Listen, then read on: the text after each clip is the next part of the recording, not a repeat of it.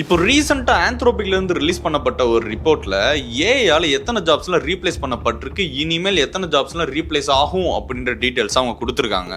இப்போ வந்து ரிப்போர்ட்ல information process பண்ணக்கூடிய எல்லா ஜாப்ஸையுமே வந்துட்டு ஏஐ மூலியமா ஈஸியா ஆட்டோமேட் பண்ணிடலாம். ஸோ அந்த மாதிரியான ஜாப்ஸ் எல்லாம் ஏஐ வந்து ஈஸியா எடுத்துரும் அப்படின்ற மாதிரி சொல்லியிருக்காங்க.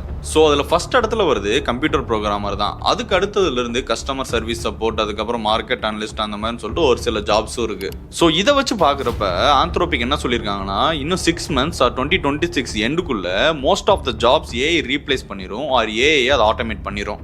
ஆல்ரெடி ஐடி ஃபீல்டில் இருக்கவங்க அவங்க ஸ்கில்ஸ் அப்டேட் பண்ணிட்டு இருக்காங்கன்னா அவங்களுக்கு இதனால பிரச்சனை கிடையாது. ஆனால் ஐடி ஃபீல்டில் சர்வைவ் ஆகிறதுக்கோ இல்லை ஃப்ரெஷராக ஐடி ஃபீல்டில் என்ட்ரு ஆகிறவங்களுக்கு தான் பிரச்சனை. ஃபியூச்சரில் அவங்க ஐடி ஜாபை தக்க வச்சுக்கணும்னு நினச்சிங்கன்னா ஏஐ கூட காம்படேட் பண்ணுறதை விட்டுட்டு அந்த ஏஐ எப்படி லீட் பண்ணணும் அப்படின்றத பற்றி நீங்கள் இப்போயே உங்கள் ஸ்கில்லை அப்டேட் பண்ணிக்கிட்டீங்கன்னா சர்வைவ் ஆயிடுவீங்க.